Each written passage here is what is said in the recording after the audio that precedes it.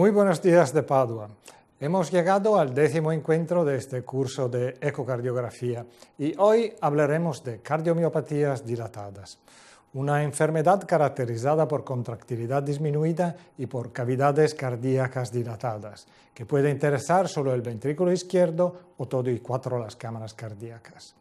Esta condición es la forma más común de cardiomiopatía y puede ser debida a un específico agente causal o ser idiopática.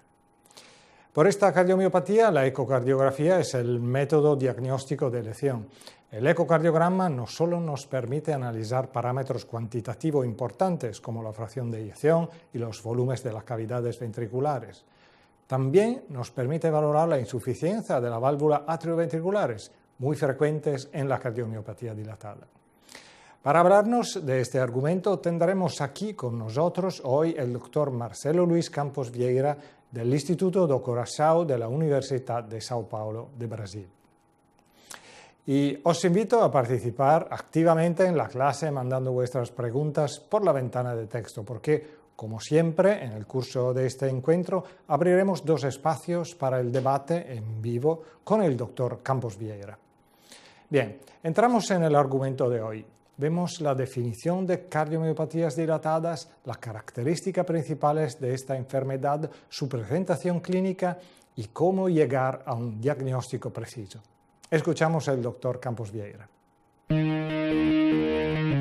Muy buenas tardes, yo soy Marcelo Vieira, yo hablo de São Paulo, Brasil. Es un gran placer, un gran honor estar con ustedes con MyEco Cardiolab, el curso de ecocardiografía con orientación clínica. Me gustaría, primeramente, de agradecer muchísimo a la profesora Márcia Barbosa de Brasil, la presidencia de la Sociedad Interamericana de Cardiología, a mi gran amigo, el profesor Pedro Gutiérrez Fajardo, el past presidente de la Asociación de Ecocardiografía de la Sociedad Interamericana de Cardiología, al profesor Sabino Elichetto de la Universidad de Padua, al profesor Franco Folino, también de la Universidad de Padua, a profesora Denisa Muraru, también de la Universidad de Padua, a toda la gente que está en backstage. Nosotros vamos a hablar ahorita acerca de la cardiomiopatía dilatada. Como definición, nosotros sabemos que las enfermedades en que el acometimiento principal es en el músculo cardíaco. Por lo tanto, la disfunción miocárdica no puede ser secundaria a la enfermedad coronaria, a la lesión orovalvular, a hipertensión arterial y las molestias sistémicas también. Entonces, la enfermedad valvular, particularmente la insuficiencia mitral y tricúspide, ocurría en secundaria y no como causa de la disfunción. Sabemos, por ejemplo, que la miocardiopatía dilatada ocurre como una doença intrínseca del músculo cardíaco y puede tener como etiología ser de forma familiar, mismo idiopática, genética, viral, inmunológica con padrón dilatado, que puede ser después de una miocardiopatía alcohólica, periparto con molestia metabólica, después de acromegalia, tiamina, molestia, alteración con tiramina, doenças infecciosas como también la molestia y la doença de Chagas. Tenemos otras situaciones como cardiomiopatía hipertrófica restrictiva, la fibrosis miocárdica idiopática, endomiocardiofibroses, endocardite de Loeffler, miocardiopatía ritmogénica del ventrículo derecho, doença de Uhl y miocardiopatía no clasificada como la miocardiopatía no compactada y por molestia de la mitocondria. Como situaciones secundarias tenemos las enfermedades coronarias, la lesión orovalvular, la hipertensión arterial, el diabetes mellitus, doenças infecciosas o inflamatorias metabólicas, la taquiomiocardiopatia, las doenças sistémicas, las distrofias musculares y las doenças neurológicas también. Sabemos nosotros que la prevalencia hoy, tomando en cuenta todas las etiologías, son como 40-50 casos por 100.000 casos año. 35% siendo de incidencia familiar o mutaciones genéticas. Estos son datos de los países desarrollados. La miocardiopatía idiopática como 5 hasta 8 casos para cada 100.000 casos año. Es más prevalente entre los negros y hombres. En Brasil, como por ejemplo, hasta como 25% de todos los casos de falla cardíaca son debidos a la miocardiopatía dilatada. Como presentación, los pacientes pueden ser totalmente asintomáticos y sin síntomas congestivos al momento del diagnóstico. Esta es la razón por la cual esta entidad tuvo su nombre modificado de cardiomiopatía congestiva para la actual cardiomiopatía dilatada. Lo más común es que los pacientes presenten síntomas de insuficiencia cardíaca, como cansancio a los esfuerzos, tos, disnea a los esfuerzos, disnea paroxística nocturna, edema de miembro inferior y palpitación. Y muy importante es conocer la historia clínica del paciente. La evaluación diagnóstica en el pasado fue de hecho a través del examen físico, el electrocardiograma y la radiografía de tórax. Pero después de la década de 70, el ecocardiograma transtorácico en general debe ser el primer examen a ser realizado. Tiene muchas ventajas de ser un examen no invasivo, de amplia disponibilidad, bajo costo, ausencia de radiación ionizante y posibilidad de repeticiones es muy capaz de orientar y ayudar en la optimización terapéutica y suministrar datos hemodinámicos también. Para, por ejemplo, la utilización de la resonancia nuclear magnética, que nosotros sabemos que tiene una alta definición de imagen y una capacidad de contribuir para el diagnóstico etiológico, sobre todo para la detección de áreas de fibrosis. Y también la angiotomografía tiene un papel en la exclusión de la enfermedad coronaria como etiología para la disfunción miocárdica. Acá nosotros tenemos la oportunidad de mirar cómo es fantástica la presentación geográfica, geométrica del ventrículo izquierdo en todo el espacio, por muchos ejes diferentes, posibilidades de giro que nosotros tenemos hoy, por ejemplo, con la ecocardiografía tridimensional. Muchas situaciones, muchos modos diferentes de presentaciones tenemos hoy en la ecocardiografía, desde el modo M de las décadas de 50 y 60, el modo bidimensional, el Doppler convencional, el Doppler tisular, la ecocardiografía transesofágica bidimensional, tridimensional, y también hoy lo que se llama la veto ecocardiografía a través del espejo tracking. Hoy nos vamos a hablar un poquito y mostrar muchas imágenes. Tenemos en el libro que tuve su lanzamiento hace como, por ejemplo, 30 días en Quito, en el Congreso Sudamericano de Cardiología.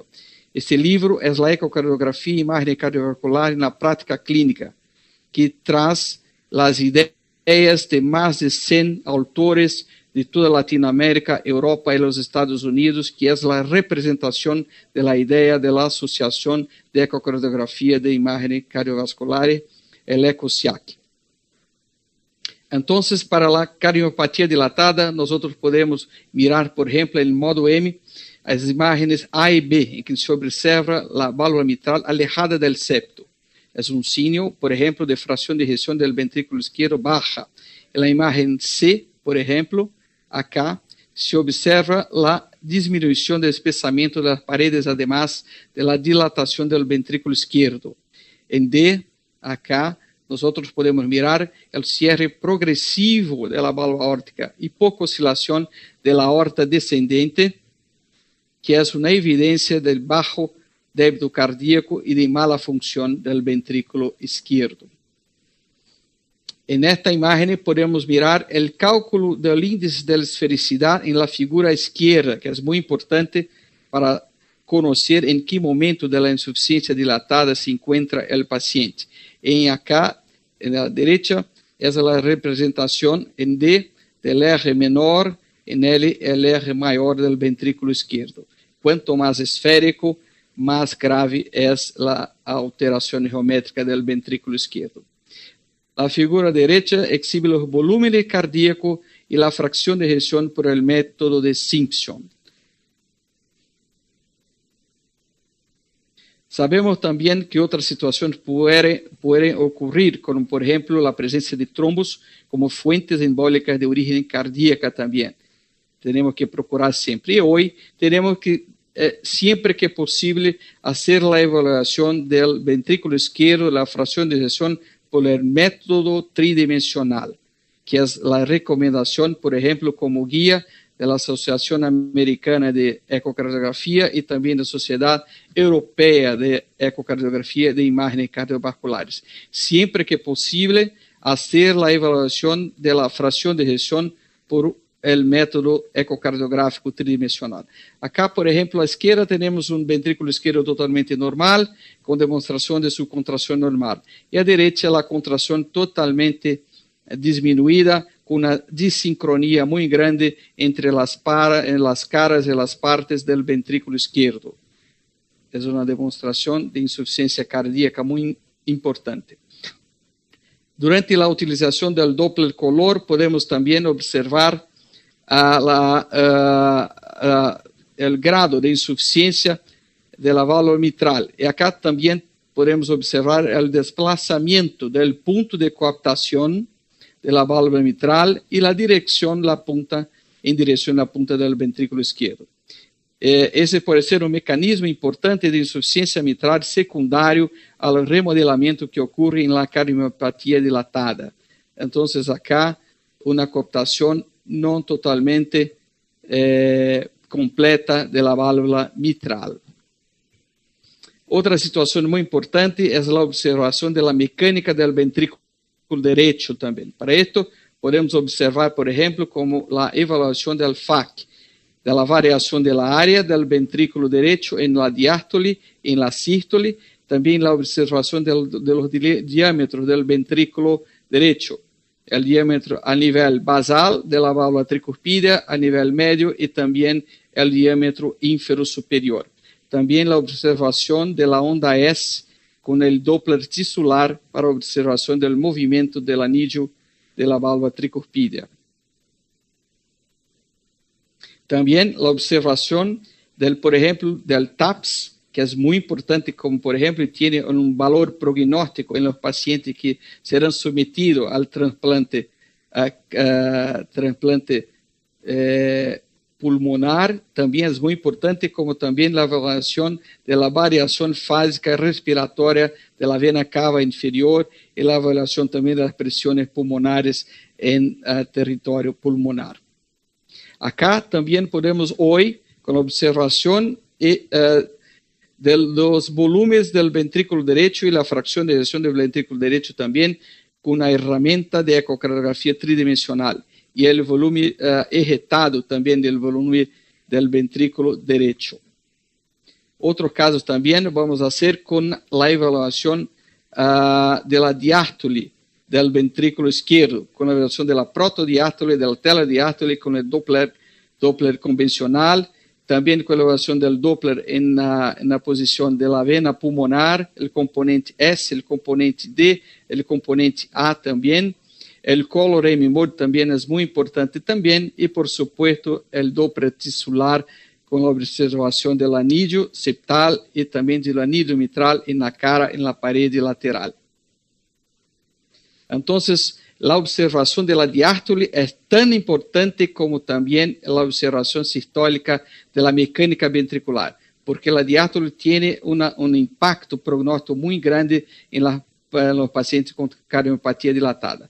Ahorita, la observación del flujo mitral, con Doppler convencional, con Doppler tisular y con el color M-mode también, para observación de los tipos diferentes de los patrones de insuficiencia diastólica. El patrón normal, el patrón con alteración de relajamiento, el patrón pseudonormal, el patrón restrictivo también. Acá una observación del flujo mitral en un paciente con presiones elevadas de llenado del ventrículo izquierdo, con el tiempo de desaceleración muchísimo corto. Una guía práctica para observación de la disfunción diastólica puede ser, por ejemplo, la observación de la onda en línea, la onda septal en línea, lateral en línea, y también de la evaluación del volumen del atrio izquierdo. Tomen en cuenta todo eso para hacer una gradación de la disfunción diastólica en grado 1, 2 o 3. Un poquito más adelante nosotros tenemos oportunidad también de observar la deformidad, la deformación del ventrículo izquierdo, el strain, que toma en cuenta varios algoritmos diferentes. Podemos tener, como por ejemplo, el strain lagrangiano y el strain natural también, para tener nuevos parámetros de observación. Todo eso está muy bien definido en un capítulo que ha sido escrito por el profesor José María del Castillo acerca del strain bidimensional, speckle tracking y ecocardiografía tridimensional, y que podemos tener la oportunidad de observar acá, como el strain radial, mira acá, interesante, la taja, el strain rate en sístole y en diástole, el strain circunferencial, acá también,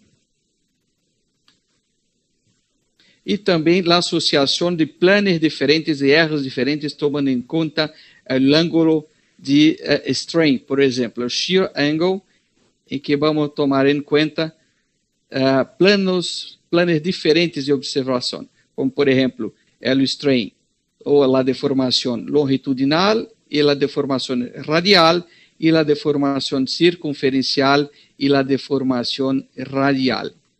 Todos esos nuevos parámetros tienen su importancia para la observación prognóstica de la cardiomiopatía dilatada. Y acá podemos tener la observación del strain longitudinal en cuenta a la strain radial.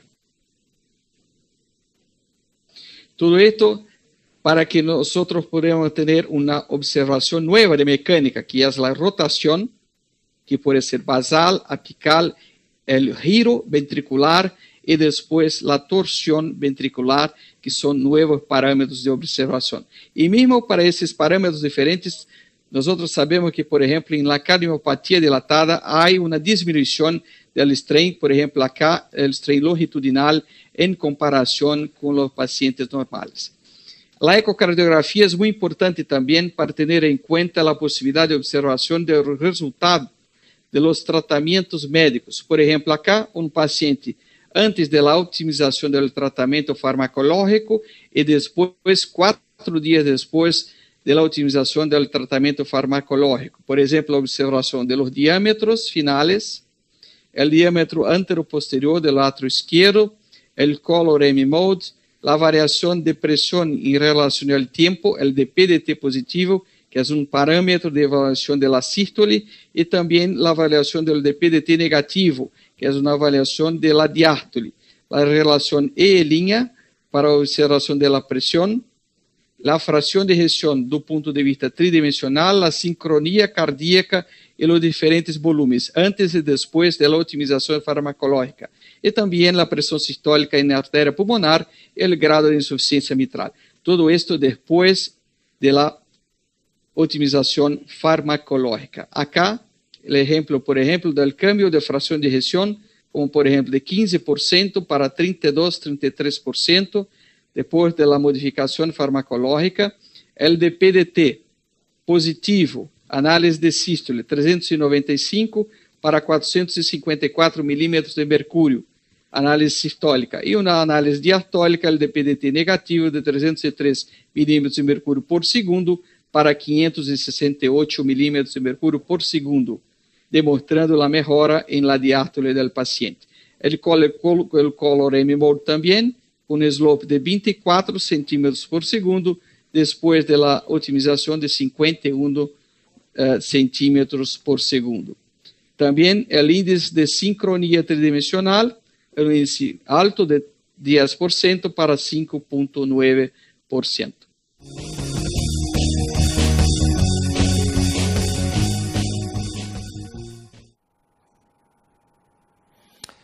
Ahora entramos por un momento en el laboratorio de ecocardiografía de la Universidad de Padua, donde la doctora Denisa Muraro nos ilustrará en la práctica cómo realizar una valoración ecocardiográfica completa y precisa en un caso de miocardiopatía dilatada.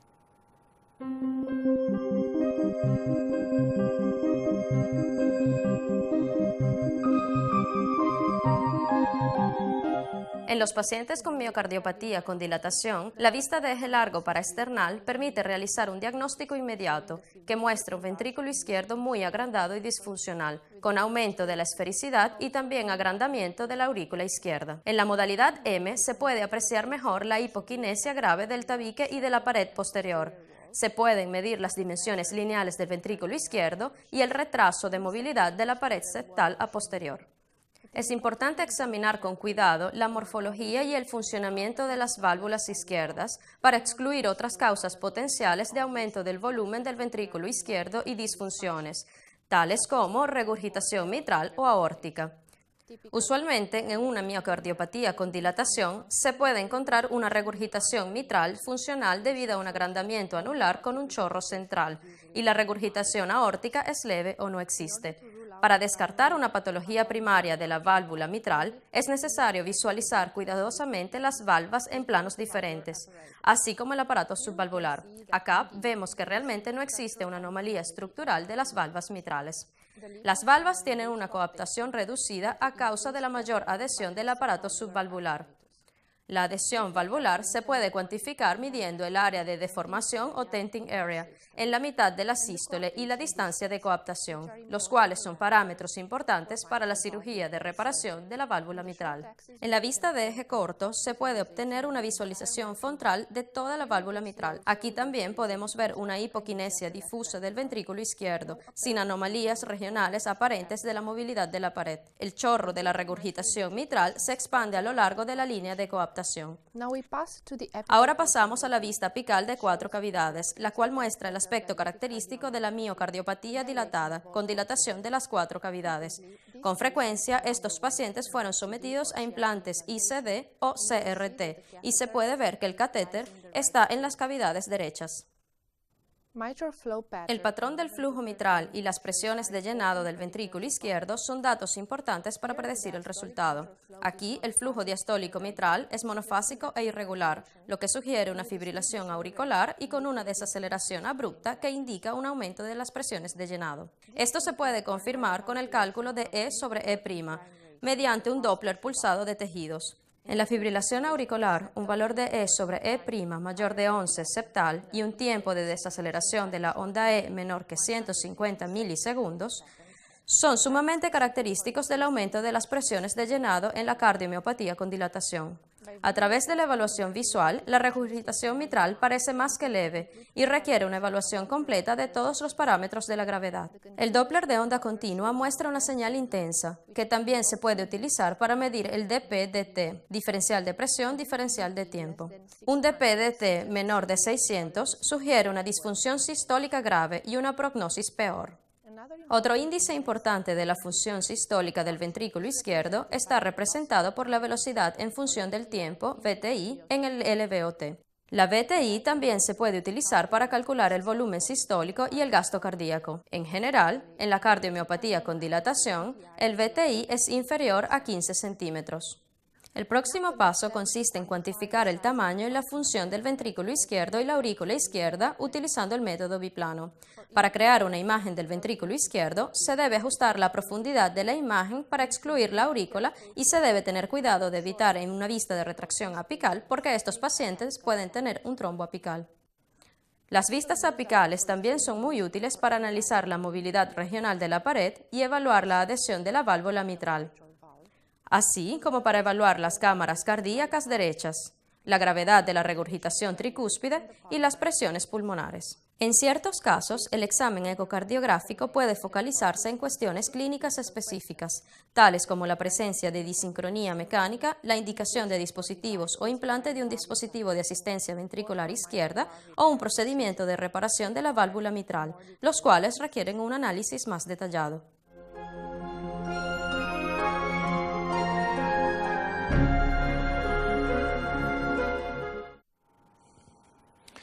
Volvemos ahora con el doctor Campos Vieira, que nos presentará algunos ejemplos de diferentes aspectos ecocardiográficos y clínicos en relación a los agentes ectiológicos implicados. Seguís mandando vuestras preguntas porque al final de esta parte abriremos el primer debate en vivo con el doctor Campos Vieira. En Brasil, lamentablemente, nosotros tenemos hoy, como hace 100 años, una molestia, una doença que se llama doença de Chagas, que ha sido descrita por un gran cientólogo brasileño, Carlos Chagas, hace más de 100 años, que es una molestia causada por un parásito que se llama Trypanosoma cruzi. Hace más de 100 años tenemos este patrón de pacientes en una provincia brasileña de Bahía, Minas Gerais, Goiás y Piauí. Esa es la observación del ciclo de vida del parásito Trypanosoma cruzi y también la observación histológica del parásito entre los músculos.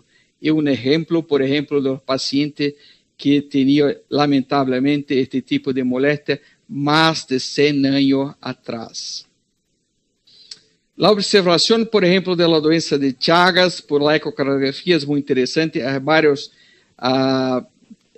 hallazgos diferentes. Tenemos como, por ejemplo, un aneurisma puntiforme del ventrículo apical del ventrículo izquierdo, que es muy diferente, como por ejemplo en la molestia coronariana. Acá, por ejemplo, con pseudoaneurisma del ventrículo izquierdo, con la formación del trombo, y acá la observación del cuello del pseudoaneurisma. Entonces, este tipo de situación es muy frecuente o más frecuente en la doença de Chagas, el aneurisma puntiforme del ventrículo izquierdo. También tenemos, por ejemplo, con la técnica nueva de observación de la mecánica ventricular, la observación, por ejemplo, la situación en que la doença de Chagas tenemos el compromiso en la pared inferolateral, por ejemplo, en el estren longitudinal, como también en el estren circunferencial, como también en el estren radial. En cuanto que en una molestia, por ejemplo, coronariana, tenemos solamente la observación del compromiso en el estren longitudinal. Acá podemos observar, por ejemplo, un paciente en el ventrículo izquierdo con una fracción de ejeción muy baja, un grado también muy interesante de sincronía cardíaca y de observación de insuficiencia mitral en ecocardiografía transesofágica tridimensional. Son situaciones que no son raras en la molestia de Chagas. Como marcadores prognósticos y estratificación de riesgo en la doença de Chagas, nosotros tenemos un manuscrito muy importante que ha sido escrito hace como, por ejemplo, en 2006, que tenemos los factores de riesgo con puntaje diferente, por ejemplo, con puntos diferentes. La clase funcional, la Asociación Americana de Nueva York, si es en la clase 3 o 4, tenemos como puntos 5 puntos. Si hay cardiomegalia en la radiografía de tórax, si hay una disfunción segmentaria también, observada en la ecocardiografía bidimensional, si hay, por ejemplo, taquicardia ventricular no sustentada, observada en el router, si hay baja voltaje en la electrocardiografía, si es también un hombre también. Entonces, puntaje diferente para tener un total de puntos para una mortalidad en 5 años y también en 10 años, como un riesgo pequeño, intermedio y grande también, con una mortalidad que va como, por ejemplo, de 2% para hasta 84% en 10 años después del diagnóstico. Entonces, mira acá que interesante, para clases funcionales, si el paciente está, por ejemplo, en la clase funcional 3 o 4, mira, hay una separación muy aclarada de las curvas de sobrevida con relación a la molestia de Chagas. También en relación al volumen del atrio izquierdo también tenemos una separación muy clara do punto de vista de la probabilidad de sobrevida. Si el paciente tiene como, por ejemplo, el atrio izquierdo con volumen ventricular mayor o menor que 70 mililitros por metro cuadrado. Entonces hay una separación muy clara entre los pacientes con el atrio izquierdo con volúmenes mayores y menores que 70 mililitros por metro cuadrado. También acá un otro paciente en que a ecocardiografía es muy interesante y muy importante también, y es un paciente en tratamiento de quimioterapia de cáncer de mama, que presentó disminución del estren longitudinal que mejora después del tratamiento con carvedilol. Entonces, esta es una otra situación que está cada vez más frecuente en nuestra práctica clínica diaria, rutinaria. También, por ejemplo, acá, pacientes con miocardiopatía no compactada del ventrículo izquierdo. Nosotros sabemos que la miocardiopatía no compactada del ventrículo izquierdo se caracteriza por la presencia de múltiples trabeculaciones ventriculares prominentes y recesos intertrabeculares profundos. Se identificam antecedentes familiares en 1,18 hasta 50% de los adultos y la prevalencia estimada en estudios ecocardiográficos es de quase 1,3%. Presenta una base genética heterogénea. Se han descrito solo 2 mutaciones en el gen de la alfa-actina cardíaca y puede ocurrir también alteraciones en la mitocondria. Como, por ejemplo, para el diagnóstico, nós vamos a mirar situaciones interesantes que, por ejemplo, para el diagnóstico do punto de vista de la resonancia, se hace, por ejemplo, una relación entre las 2 capas, una capa compactada delgada epicárdica y una capa interna no compactada gruesa. Eso es hecho, por ejemplo, con una resonancia en la diástole, que esta relación entre la capa epicárdica y la capa endocárdica es evaluada en la diástole. Y en la ecocardiografía puede ser, por ejemplo, evaluada en la sístole. Entonces, hay una diferencia, mismo do punto de vista de diagnóstico, entre los métodos diferentes. Tenemos que tener en cuenta, este es muy importante. Entonces, hay formas diferentes de hacer el diagnóstico de la miocardiopatía no compactada. Critérios diferentes. Acá ejemplos, por ejemplo, con la capa no compactada endocárdica interna y la capa externa en R longo, en R corto, la capa interna no compactada, la capa externa compactada, en una imagen apical 4 cámaras.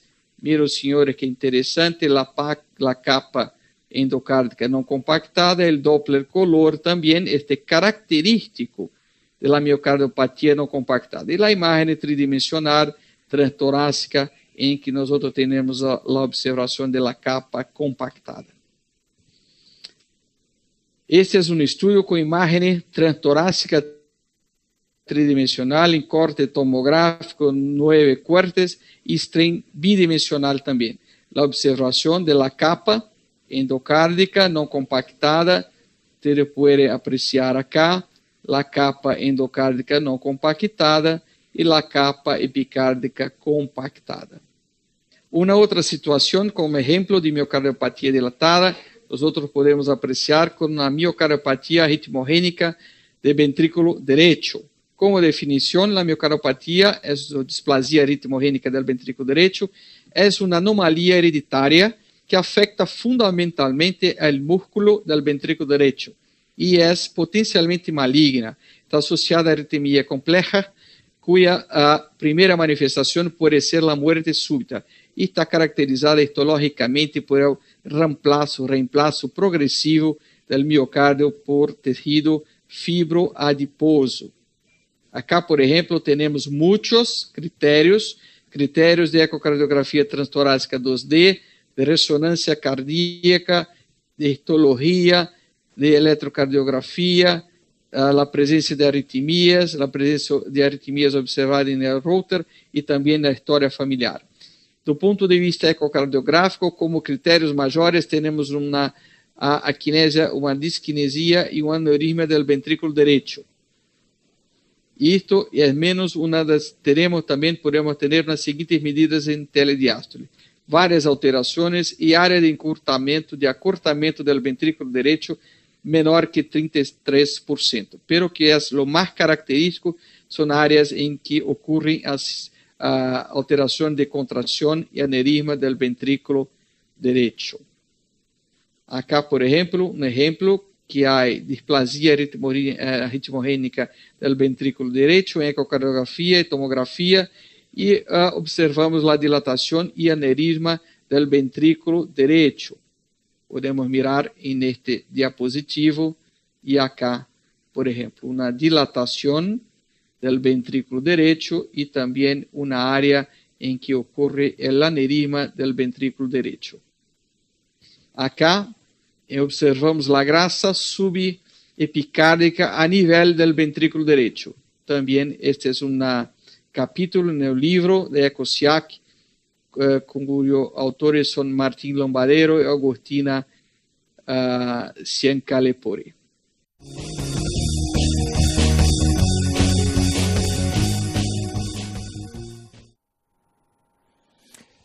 Bien, abrimos el primer debate y vamos a conectarse en directo con el doctor Marcelo Campos Vieira, que está en São Paulo, en Brasil. Buenos días, doctor Campos Vieira, y gracias por estar aquí con nosotros. Buenos días, profesor Franco. Es un gran placer estar acá con ustedes, con tanta la gente de tantos continentes diferentes y principalmente a la gente de Padua.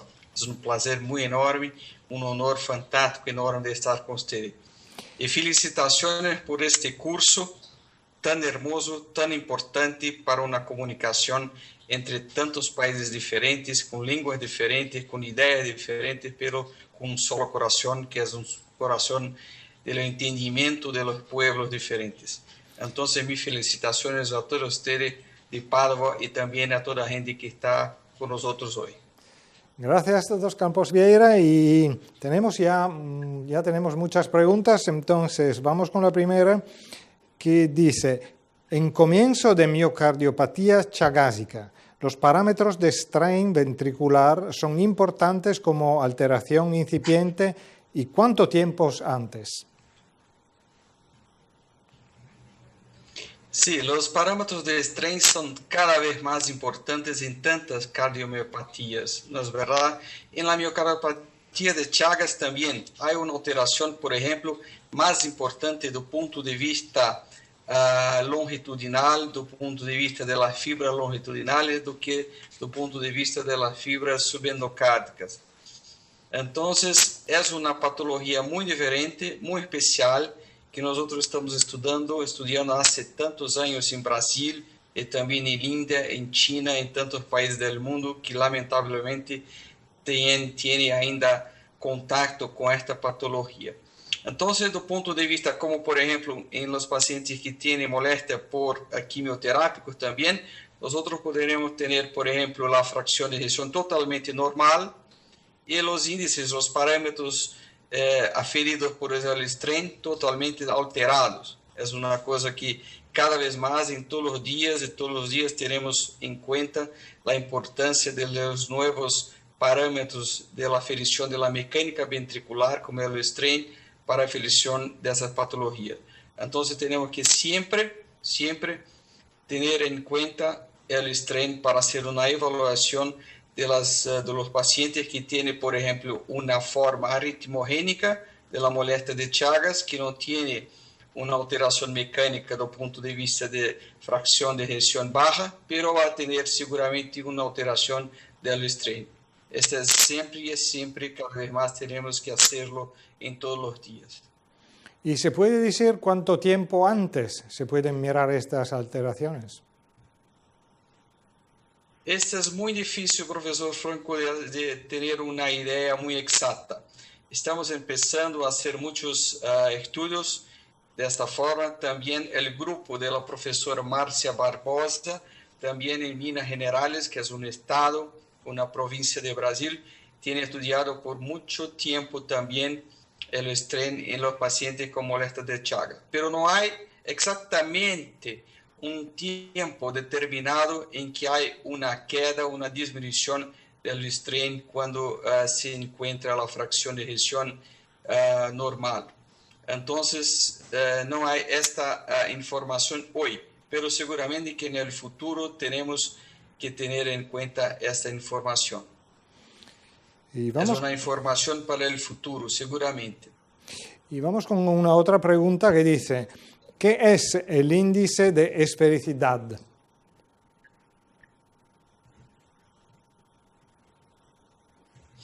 El índice de esfericidad es muy importante, es una relación entre el R longo y el R corto del ventrículo izquierdo, que puede ser, por ejemplo, aferido en la proyección apical, por ejemplo, en la proyección 4 cámaras. Este es un parámetro que tiene un valor prognóstico muy importante.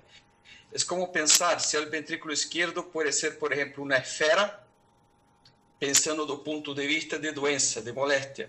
Esse pode ser, por exemplo, como um elipsoide, pensando do ponto de vista de saúde. Então, a relação entre a esfera, que demonstra uma molestia mais adelantada, e, por exemplo, um formato geométrico espacial, más elipsoide como una situación de salud. Entonces, una relación muy importante para tener en cuenta en los pacientes que tienen, por ejemplo, clases funcionales muy adelantadas, como clase 3 y 4.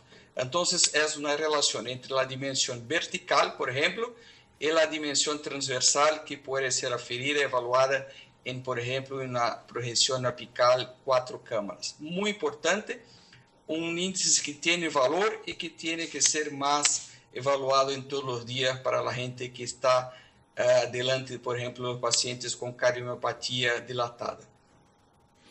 Y ahora tenemos una pregunta que es clínica.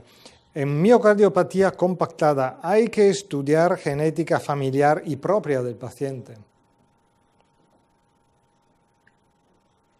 Sí, cada vez más. Cada vez más es muy importante tener en cuenta la genética en esta patología. Ese es un ejemplo también que tenemos que tener en cuenta con la cardiomiopatía hipertrófica, para poder hacer una separación entre los pacientes que tienen un pronóstico más reservado de los pacientes que tienen tal vez una vida un poquito más tranquila.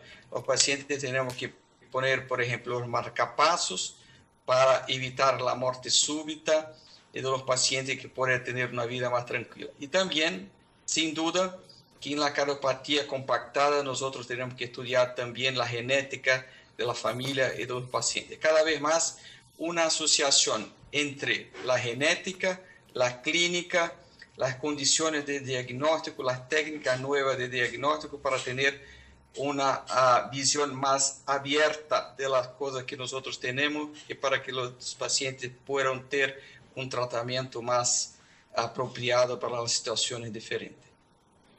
Gracias, doctor Campos Vieira. Interrumpimos el debate por un momento, pero dentro de pocos minutos vamos a conectarse de nuevo con el doctor Campos Vieira para contestar a otras preguntas. Pero ahora, como de costumbres, vamos a hacer el test live. Queremos invitarvos a contestar a una pregunta. El test en vivo de hoy es: señale la opción verdadera.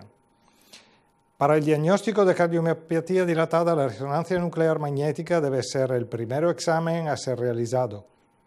Para el análisis del paciente portador de cardiomiopatía dilatada con empleo de la ecocardiografía es necesaria solamente la observación tridimensional ventricular sin tomar en cuenta los modos M y bidimensional. Para la comprensión de la mecánica ventricular del paciente portador de cardiomiopatía dilatada, el empleo del Doppler tisular es suficiente y el análisis de la función diastólica ventricular izquierda es importante para el conocimiento del pronóstico del paciente portador de cardiomiopatía dilatada. Estamos en nuestro 10º encuentro, por tanto creo que ya conocen muy bien cómo participar en esta prueba. Volvemos mientras tanto al tema de hoy y concluimos esta clase afrontando la resincronización cardíaca. ¿En qué paciente es indicada? Cómo el ecocardiograma puede ayudarnos a valorar la disincronía ventricular. La terapia de resincronización cardíaca es fantástica. Tiene una oportunidad muy interesante para el conocimiento de la fisiopatología, de la insuficiencia cardíaca, de la falla cardíaca, y abre una puerta de nuevos conocimientos muy, muy interesantes y que van sin duda a cambiar muchos paradigmas en la práctica rutinaria de la cardiología. La indicación, por ejemplo, de la terapia de resincronización cardíaca está presente hoy con los pacientes que presentan el ritmo sinusal, tiene la fracción de ejecución más baja que 35%, el QRS es más ancho que 120 milisegundos, los pacientes están en clase funcional, la New York Heart Association 3 o 4, están, lo que es muy importante, en el tratamiento médico óptimo. Esta es una situación muy importante para hacer la indicación. Puede también ser hecha con los pacientes que tienen fibrilación auricular, más o menos una ablación del nodo atrioventricular, la fracción de eyección también está más baja que 35%, el electro tiene más, el QRS tiene más que 120 milisegundos, los pacientes también están en clase funcional 3 o 4, do ponto de vista ambulatorial, y también seguramente sobre un tratamiento médico óptimo. Hoy se habla también en los pacientes que presentan, por ejemplo, la clase funcional 2. Es una cosa más importante cuando hay una anchura del QRS mayor que 150 milisegundos. Hay muchos ensayos, estudios clínicos muy importantes do ponto de vista de la terapia de resincronización cardíaca, como el PET, el MIST, Miracle ICD, Contact, Companion Care, HICHF. Son estudios que basan la indicación, el conocimiento que nosotros tenemos acerca de la terapia de resincronización. Muy interesante, por ejemplo, acá nosotros podemos mirar un paciente que tiene molestia de Chagas y tiene una insuficiencia cardíaca de grado muy importante y que tiene, do punto de vista muy interesante, tiene una insuficiencia mitral presistólica. La insuficiencia mitral está presente antes, por ejemplo, de la observación de la onda R. Tal es la desincronía dentro del anillo de la válvula mitral. Esto podemos mirar también con la utilización del Doppler tisular, que hay, por ejemplo, un retraso entre el segmento basal del anillo septal, el segmento basal de la cara lateral, más que 60 milisegundos. Entonces, la etiología responsable por esta insuficiencia mitral presistólica es la desincronía muy importante entre la cara septal y la cara lateral del ventrículo izquierdo. La terapia de resincronización cardíaca tiene cosas muy interesantes a estudiar, a conocer, a aprender. Por ejemplo, nosotros podemos observar que lo más importante do punto de vista talvez sea la posibilidad del remodelado reverso o inverso del ventrículo izquierdo. Este remodelado inverso puede llevar a una mejora de la sincronía intraventricular izquierda.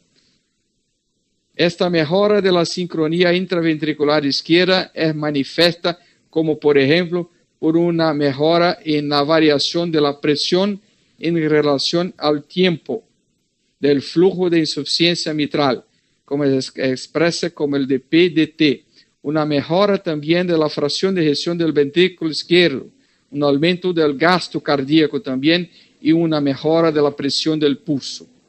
Una disminución del grado de la insuficiencia mitral es observada como una consecuencia de la mejora de la sincronía intraventricular.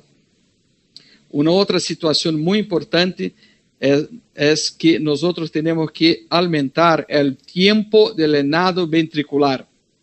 La mejora del tiempo del llenado ventricular tiene como consecuencia una disminución de la presión intraauricular izquierda. Esta es una consecuencia de la mejor relación entre el tiempo de diástole dentro del tiempo del ciclo cardíaco. Si hay, por ejemplo, el marcapaso ventricular, puede también resultar en un retraso de la pared libre del ventrículo izquierdo derecho, que lleva a una mejora de la sincronía intraventricular, que como consecuencia tiene una mejor performance también del ventrículo derecho y un aumento también del gasto cardíaco relacionado al ventrículo derecho. Todo esto, el remodelado inverso tiene como consecuencia una disminución de los volúmenes ventriculares izquierdos. Entonces, estas son consecuencias muy importantes de la terapia de resincronización cardíaca. Como consecuencia, nosotros tenemos una mejora de la calidad de vida, como la índice de Minnesota, es que también puede ser observada por la prueba de 6 minutos de marcha. Podemos mirar acá, por ejemplo, en este gráfico, en esta tabla, la mejora de calidad de vida después de 3 meses y después de 6 meses del implante del marcapaso biventricular. También mejora en la prueba de caminada de 6 minutos de marcha, 3 meses después y 6 meses después del implante del marcapaso biventricular. También hay una mejora, un incremento de la fracción de gestión del ventrículo izquierdo, acá como ejemplo observada a 6 meses del implante del marcapaso biventricular, y también una disminución de la anchura del QRS, observada también 3 meses y 6 meses después de la implantación del marcapaso biventricular. De facto, nosotros tenemos muchos métodos diferentes para observación de la sincronía atrioventricular, intraventricular e interventricular. Mesmo el modo M, por ejemplo, el modo M color, por ejemplo, el Doppler convencional, el Doppler residual, el strain rate, el eco 3D por el índice de sincronía ventricular. Hay muchos métodos diferentes. Lo que me parece lo más importante es tener en cuenta lo contexto, una asociación de las informaciones de la ecocardiografía con los métodos diferentes, de la electrocardiografía y también la historia clínica. Entonces tiene que ser una visualización más completa, más total de toda la situación, tomando en cuenta la posibilidad del implante. Acá, por ejemplo, la observación del índice de sincronía cardíaca tridimensional. Tenemos acá, por ejemplo, la variación del tiempo y la variación de los volúmenes ventriculares. Acá en sístole y acá en diástole. Cada color acá es una expresión de las caras de las paredes diferentes de los diferentes segmentos del ventrículo izquierdo. Acá tenemos, por ejemplo, la pared septal, anteroseptal, anterior, lateral, inferolateral e inferior. El ápex, los segmentos medianos y los segmentos basales del ventrículo izquierdo. Acá la primera derivada del gráfico de la tabla de arriba. Entonces, la variación en el tiempo de la variación del volumen sistólico para el volumen diastólico. Nosotros en Brasil estamos tomando en cuenta como el índice de sincronía tridimensional el valor mayor y menor que 5%. Ese fue un estudio hecho por la doctora Vera Jiménez en Brasil, en el Hospital de Corazón, en asociación con el Instituto de Corazón en Brasil. Acá, por ejemplo, un ejemplo de un paciente que tenía una gran sincronía, con observación, por ejemplo, en el retraso, en la pared roja, que es la expresión de la pared lateral, y una desincronía muy compleja por todas las caras del ventrículo izquierdo.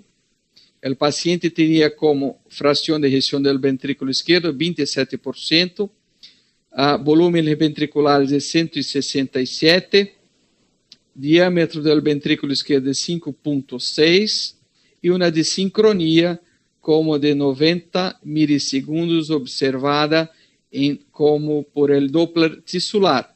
Y también por el índice de sincronía tridimensional tenía como 22%, y acá, después de la implantación del implante del marcapaso biventricular, 48 horas después, tenía una fracción de gestión de 32%,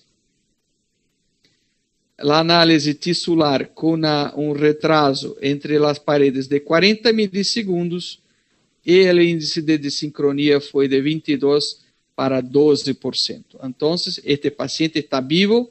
Este fue un estudio de 2005, nosotros estamos en 2014. El paciente tenía como un hombre de 72 años, entonces fue un implante muy bueno.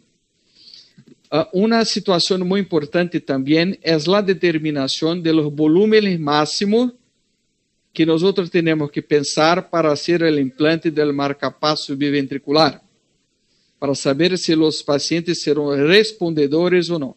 Acá un estudio que nosotros hicimos en el Instituto de Corazón en 2009 para determinar que después de un volumen ventricular izquierdo diastólico mayor que 315 mililitros, não tinha resposta positiva à terapia de ressincronização cardíaca.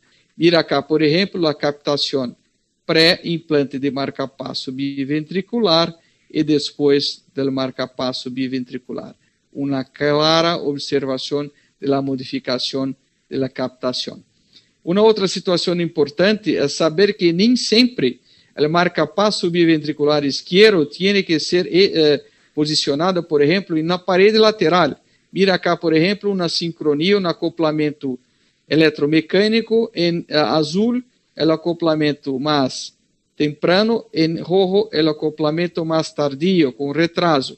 Então, neste paciente, nestas zonas, nessas áreas em rojo, são as zonas mais preferíveis para o implante del cable ventricular esquerdo e não na cara lateral. Também temos que ter em conta o contexto general. Acá uma equação para a predição do remodelado inverso del ventrículo izquierdo depois do implante del marcapasso biventricular. Teniendo en cuenta, por ejemplo, el diámetro del ventrículo izquierdo, la fracción de gestión tridimensional del ventrículo izquierdo y el índice de sincronía tridimensional. Cuando esta ecuación es positiva, los valores mayores que 0, tenemos una sensibilidad, una especificidad razonable para tener un remodelado ventricular izquierdo inverso después de los 6 meses del implante del marcapasso. En algunas situaciones hay también los pacientes que presentan una hiperrespuesta que puede ser evaluada por la ecocardiografía, sobre todo por la ecocardiografía tridimensional, después de la terapia de resincronización cardíaca. Acá, por ejemplo, un paciente que tenía electrocardiografía basal en ritmo sinusal, frequência de 76 latidos por minuto, intervalo PR de 204 milissegundos, um bloqueio divisional antero-superior e um bloqueio da rama esquerda, com QRS de 189 milissegundos. Eletrocardiograma depois da implantação da clave do marcapasso biventricular, com ritmo sinusal e um QRS de 135 milissegundos e não mais de 189. A observação, por exemplo, que o índice de desincronia ou assincronia tridimensional era observada como 13,4% pré-implante de marcapasso biventricular e depois do implante 1,5%. Podemos mirar, por exemplo, em las zonas rojas, a desincronia do ventrículo esquerdo antes da implantação do marcapasso e depois em zonas verdes, observando uma sincronia muitíssimo maior. Mira acá que interessante, uma sincronia muito grande pré-implantação e depois uma sincronia mais equilibrada. Então, eu gostaria de agradecer a oportunidade ímpar de estar com você, agradecer sobretudo ao professor Sabino Elichetto, a todos os professores da Universidade de Padua, a nossa primeira dama internacional, a professora Márcia Barbosa, a meu grande amigo Pedro Gutierrez Fajardo, ao professor Franco Folini e também a Denise Muraro, por a oportunidade de estar com você e compartilhar este tempo de ensino e também que é, sem dúvida, um prazer muito grande para mi país y para nuestros hospitales. Acá, nuestro hospital, el Hospital Israelita Albert Einstein en São Paulo, el Hospital de la Facultad de Medicina de la Universidad de São Paulo, están todos ustedes invitados a estar con nosotros siempre que lo quieran. Muchas gracias.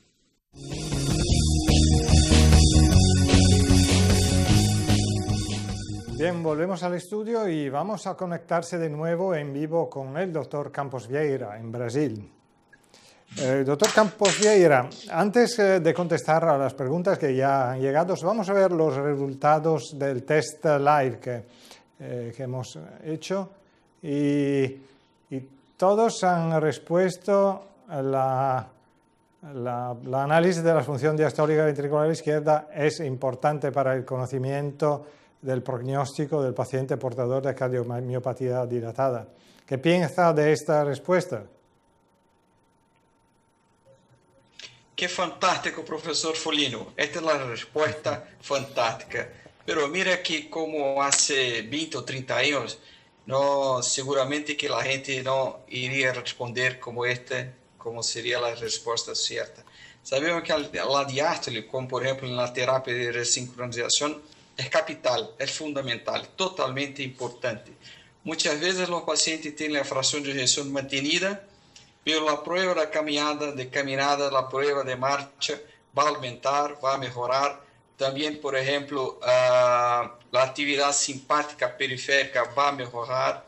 También el consumo de oxígeno va a mejorar también, pero la fracción de ejecución no. Se mantiene como una medida sola, justa. Pero que va fundamentalmente a mejorar es la función diastólica. Entonces, el llenado ventricular es totalmente fundamental, principalmente en los pacientes que tienen la fracción de ejecución baja. El cambio de las diferentes presiones intratorácicas son fundamentales para una optimización de la terapia en los pacientes que tienen cardiomiopatía dilatada. Entonces, el estudio de la diastología es una cosa fantástica que seguramente las nuevas técnicas de ecocardiografía, de resonancia, de medicina nuclear van a mucho abrir las nuevas puertas para el entendimiento de la fisiopatología, las diferentes cardiopatías, de las molestias cardíacas. La diástole es una cosa muy importante, fantástica, una cosa espectacular para estudiar y para conocer mejor el corazón. Bien, volvemos a las preguntas que han llegado y la primera dice, ¿tiene algún rol en la colocación y el control de los cables de dispositivos de resincronización cardíaca la ecografía 3D transesofágica con el fin de reducir la radiación del paciente? Yo diría que para el conocimiento de la terapia de sincronización, todas las cosas están totalmente abiertas.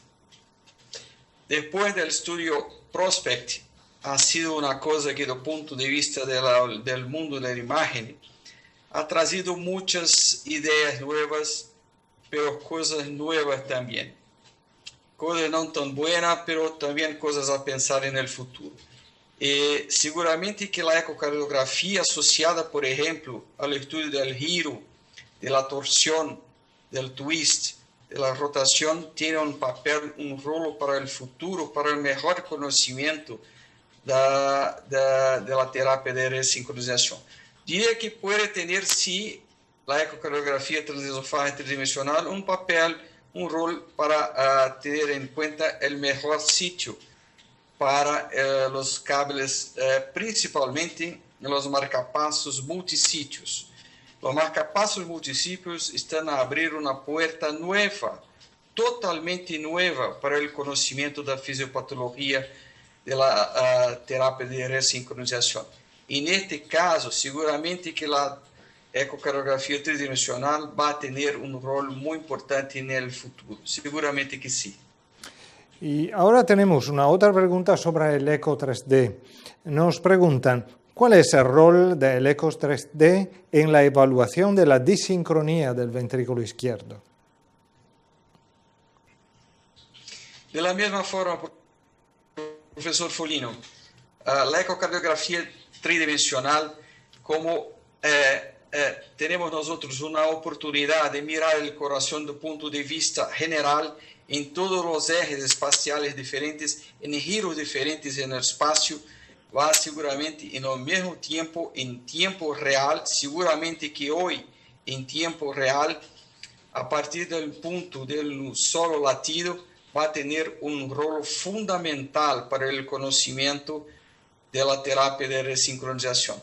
Y seguramente que entre una asociación entre la ecocardiografía tridimensional y el estudio principalmente de la torsión ventricular. La asociación de la torsión ventricular, estudiada desde el punto de vista tridimensional, seguramente que va a aportar nuevos parámetros, nuevos entendimientos de la terapia de sincronización. En este caso, Por ejemplo, es interesante también tener en cuenta la molestia de Chagas, porque la molestia de Chagas tiene una cosa interesante que es el bloqueo de la rama derecha y no el bloqueo de la rama izquierda. Entonces, para el conocimiento nuevo de la terapia de resincronización, la molestia de Chagas va a aportar también informaciones nuevas con la asociación de la ecocardiografía 3D y con la asociación también del estudio de la torsión tridimensional. Vamos a mirar en el futuro muy próximo, seguramente que sí. Bien, tenemos tiempo para una otra pregunta. ¿Es importante evaluar la función del ventrículo derecho en la cardiomiopatía dilatada? Profesor Folino, es absolutamente fundamental. La interdependencia ventricular es fundamental para el conocimiento de la fisiología do ponto de vista contextual, do ponto de vista más complejo, do punto de vista completo del corazón. Nosotros tenemos que hacer la evaluación no solamente del ventrículo izquierdo, pero también del ventrículo derecho y también de la aurícula izquierda y derecha. Tenemos en el futuro muy próximo una forma de hacer una evaluación más compleja de todo el corazón, de todas las 4 cámaras do punto de vista más acoplado, do punto de vista contextual, do punto de vista total, do punto de vista más complejo. Seguramente que el conocimiento de la mecánica ventricular izquierda y derecha y de las aurículas es absolutamente fundamental. Pero nosotros sabemos que hay, por ejemplo, un remodelado inverso o reverso, no solamente del ventrículo izquierdo, pero también del ventrículo derecho y también de la aurícula izquierda y derecha después del implante del marcapaso biventricular.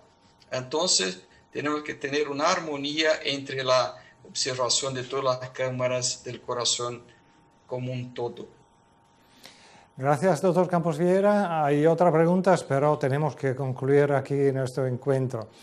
Todavía os invito a seguir mandando vuestras preguntas por el foro de discusión disponible en el portal de Mediclassroom, en el área de discusión. Y el doctor Campos Vieira os responderá. Gracias, doctor Campos Vieira. Gracias, muchas gracias por haber estado aquí con nosotros. Profesor Folino, agradezco más una vez a usted, agradezco a Denise también, al profesor Elichetto, agradezco también a Francesca y a toda la gente de soporte, de background, y también a toda la gente, a mi gran amigo Pedro Gutiérrez Fajardo, a profesora Marcia Barbosa, y también a nuestro gran maestro, que es el profesor Jorge Lovenstein, y también al gran profesor Gustavo Restrepo. Gracias a todos y un gran saludo de Brasil, esperando que usted en el tiempo muy próximo pueda venir a Brasil y estar con nosotros. Gracias a todos. Esperamos, gracias. Y gracias también a todos vosotros por habernos seguido y os doy cita por el próximo encuentro de este curso que se tendrá el día 11 de noviembre. Estaremos conectados de nuevo con el Brasil y con el doctor Óscar Francisco Sánchez Oseya hablaremos de otra enfermedad muy importante de miocardio, la cardiomiopatía hipertrófica. Hasta luego.